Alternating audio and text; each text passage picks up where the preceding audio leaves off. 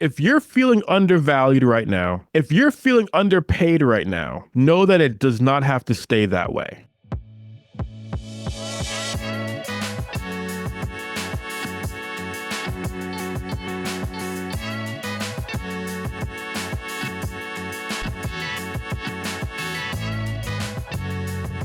Woo! Welcome one, welcome all to your space for everything empowerment. Once again, you know who it is, your host, Tariq Williams. Not only I am Vision of Hope, but we are visionofhope.com. This is the Speak Your Vision podcast. I am the person that's about to empower you. You're the person listening who's about to feel empowered. Let's get into it. So, you see the title of the episode, and this is a really important topic. Feeling undervalued, right? Feeling undervalued. We're going to discuss in this episode today a bit about what it means to feel undervalued. So I'm going to go over a story with you all that speaks to this undervalued theme. After that, I'm going to discuss what we should be working on doing in our lives to not feel undervalued. And Tariq, where is this coming from? I'm going to explain to you a little bit of insight on things that I'm doing and why this is coming up today. But without further ado, here's the situation. Undervalued, right? I think we can all agree that feeling undervalued feels terrible. It feels like trash. It is the worst. Nobody on this earth, nobody anywhere, if you believe in aliens or whatever, I don't know, whatever, nobody anywhere wants to feel undervalued. Let me tell you all a story. So you all know the blindness story quite a bit, but I'm going to go into a little bit of a different piece of it today. So after I became blind, I got training at some summer camps, and I needed a summer job over the summer, a place where I can get experience and be able to work and just learn more about what it means to be a professional. So every summer, starting, I want to say after my either freshman or sophomore year, I started working at a summer program for blind high school students. And there was a phone interview, a written part of the interview, and it went well. I did that for 1 year. It went great. I did it for a second year, and it went great. If I'm getting the timeline correctly, this either happened the second or the third year. I got a phone call because I applied for the assistant manager positions, and I... Don't do this, okay? You want to always make sure that you're prepared. Don't do this part, okay? But it caught me off guard a little bit because I lost track of time because I was taking a winter class. And after the winter class was 3 hours a day, Monday through Thursday. And there wasn't many people on campus at Westchester. And the class, it was the last day of class, and it was like 9 to 12. And after the class, some of our classmates all hung out afterwards, right? And so while we're all hanging out, I had kind of forgot that I had this phone interview. All right. And I had the phone interview and I answered it. I took care of business. It went really well. And I ended up getting the assistant manager position. Awesome. I believe that was the second year I was there. All right. So then the third year comes around and I get the assistant manager position again.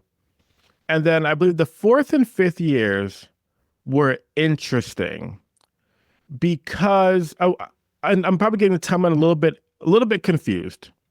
But that third or fourth year that I was working for them, I was one of the only people that had worked there several years.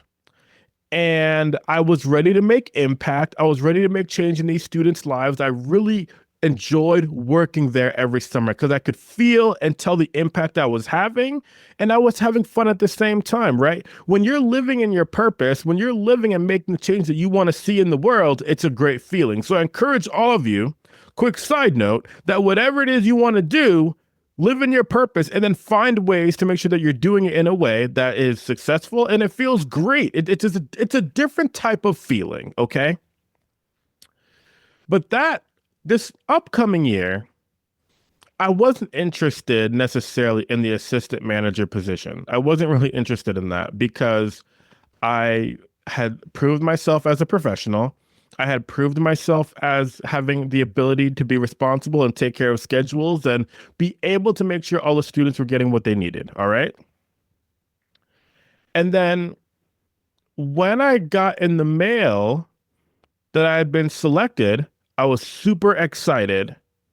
And then the person that called me was telling me, like, yeah, we're looking forward to another great year, Tariq. We really couldn't imagine doing this without you. We want to let you know that you're going to be the assistant manager, and we're so excited to have you be a part of the team. And so I said yes, and that I was really excited about it, but I was thrown off because I knew that there was nobody else that had been there longer than me. There was nobody there that knew what I knew about blindness, what I knew about just the right mindset that these students needed to be successful. There wasn't anybody applying for that position that knew any of those things like I did. Okay. It's interesting. I've never told this story before, so I'm really excited to tell it to all of you. But it really took me aback that someone that had only worked there for 1 year and it was their first time working with blind and low vision students, that that person got the position over me. So they were technically like above me, like my supervisor. Okay. And so it was a weird situation to have to explain different things to that person so that they could be successful. Right. And so I didn't like not take the job, all right, because I really enjoyed working there. And once again, being able to deliver the impact that I could to these students was amazing. I always loved it, and I always will when it comes to being in my purpose and delivering value and changing lives. That's what I'm here for. That's what I do. Okay. So we get to the summer program now, and it's about a month-long program or so. And I make sure that I do my job. Okay. I make sure that I do my job to the best of my ability. And so if somebody needed something from me, I'm there. If somebody needs me to teach something, I'm there. Oh, Tariq, like maybe you should think about even like studying this in college or things like that so you could be so great at it. I said, yeah, absolutely. I'm always looking for the next opportunity to be able to be the best version of myself and be able to impact others. And ultimately, this job is not about the money that I'm making. It is about the students that are getting skills and the ability to learn how to be successful in college. That's who it's about. It's not about Tariq. However, I am a person. Okay. I am human. And so what happened was, and I consider this person a really good person if they ever listen to this episode. I have no problem with the people involved here. Um, well, we'll get to that part, but I have no problem with the person that got the job ahead of me. But I was disappointed because I knew the value that I bring to the table. And when I was on shifts with these different individuals, I wasn't. So there are shifts that I'm in charge of if the person above me isn't working, or if my counterpart, because there's two assistant managers, if they're not working, if the other one's not working, right? If they're not working and they're off and I'm on shift, I'm in charge of that shift. And you best believe I'm bringing the energy to the shifts. The students are having a great time. The students are learning. I'm taking care of the mindset piece. I'm taking care of the safety piece. I'm taking care of the mental health. I'm taking care of business. And not only that, see, for all of you who watch the Super Bowl, okay, and everybody who knows Kendrick Lamar, and Not Like Us is the song that everybody's enjoying right now. They not like us. They not like us. All right. So I bring up that song because there's a lyric. Okay. To quote the famous philosopher Kendrick Lamar, I'm about to pass on that body like John Stockton. I'm about to pass on that body. I'm John Stockton. Okay. See, for those of you who don't know who John Stockton is, John Stockton was a point guard in the NBA, Utah Jazz, and he is the all-time leader in NBA history, not just one season, in NBA history that has the most assists in NBA history. For those of you who don't know what an assist is in basketball, it basically means the person that passes the ball to somebody and then that person scores the basket. So you delivered the appropriate pass to be able to set up somebody else for success. So when I'm on shift, okay, when I'm the leader of the shift, I am the ultimate John Stockton because it's not about Tariq always looking great. It's about being able to make my teammates look great, being able to put people in their jobs, have them be a star in their role, have them have great success in their role, have them just feel comfortable in their role, right? That's what leadership really is. It's not about doing all the things and taking all the credit. It's about putting everybody around you in position to succeed. So you best believe I'm John Stockton, okay? Now, besides the point, nevertheless, when I wasn't the leader of the shift, I had moments, I'm human. I had moments where I was like, well, it's their role now. I don't want to overstep what the person in charge is supposed to be doing. So I'm just gonna kind of step back and let them do their thing. You know what I mean? Because I'm not in charge here. And I think that was, well, I don't think I know. I know that it was noticeable because after about maybe a week and a half or so of this, when Tariq is the manager on shift, things are happening the way they need to happen. Not only happening the way they need to happen, but exceeding expectations. Whereas when other people were the only person on shift, they're not happening quite like how Tariq does it. So the hiring person for the state that came in, she pulled me aside after one of my shifts and she asked me, Tariq, what's going on? And I said, I'm not too sure what you mean, ma'am. Oh, we're not saying names today, but I did say their name and I was very respectful. I was like, what's going on? I said, no, nothing. Why do you ask? Is something I need to do? And she said, Tariq, I'm just trying to figure out because whenever you're in charge and leading a shift, it's amazing and it's great. And there's no issues at all. And it just seems like when you're not, for whatever reason, things aren't happening the way that they are when you're the leader of the shift. And I'll tell you this, I do wish that I responded to that differently. I wish I was a little bit more honest in that situation.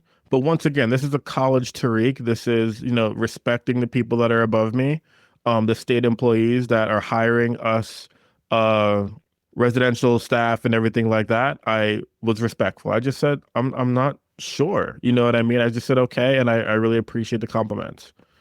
How I wanted to respond was, well, I don't know why I'm not in that role. You know what I mean? And I probably would have said it a bit more respectfully than that. But I'll tell you why that was happening. It was because when I think about some of my low moments of my life, I don't run to the moment that I became blind. I don't run to the moments where, things that people would think of that are traumatic experiences all the time. I guess there's a few that I might run to, but specifically when it comes to loved ones that have gone through tough times and that are no longer with us, and with me. But I typically think about the moments where I feel like I feel the worst on a daily basis, or if somebody asks me about a difficult time, I typically go to the moments where I feel undervalued. And it's interesting. Before I recorded this podcast today, I like to make sure I have a story to tell you all. And when I thought about being undervalued, I ran to that moment 14, 15 years ago or so, which is so interesting because I never would have thought that that would be where I'm at, where I would think about that. You never know the stories and the situations that are going to really shape who you are as a person. And that powerful feeling of feeling undervalued, it hurt. And so that's why I don't really miss out on opportunities to be my best version of myself, because somebody needs to see it when I show up and get better every single day. And the idea of doing a podcast this week about undervalue wasn't necessarily a part of the plan. See, as you all know, I'm your mindset and problem solving coach that gives clarity and direction to working professionals to beat burnout. I was talking to one of my business coaches the other day, and they said to me, well, Tariq, what is it that you do? I said what I just told you all. After that, he goes, okay, but what is their problem?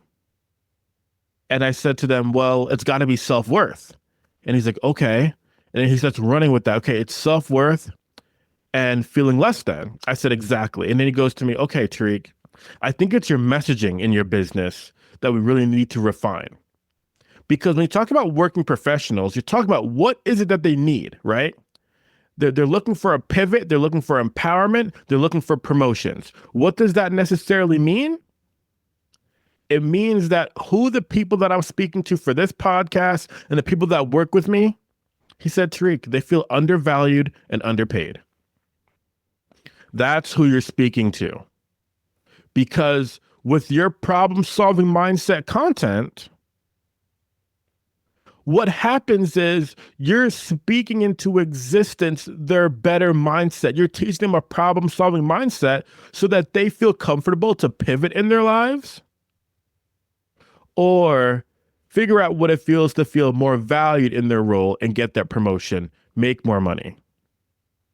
So if you're feeling undervalued right now, if you're feeling underpaid right now, know that it does not have to stay that way. You don't have to live in the current existence to feeling stuck. And if you are there and you decide to stay there, understand that you decided to stay there. You made that choice. But if you're ready to make some impact, if you're ready to no longer feel undervalued, if you're ready to no longer be underpaid, let's have that conversation, because you don't have to be stuck in your current existence. And if you want to be stuck in your current existence, and hold on, let me be clear. If you want to be stuck and you're happy where you are, that's amazing. But if you're somewhere and you want more for yourself, keep listening to this podcast. Keep checking out my content. Let's book a breakthrough call. Let's make it happen, because you don't have to stay there. And if you work with me, you won't. I told you I'd give you a tip a little bit here.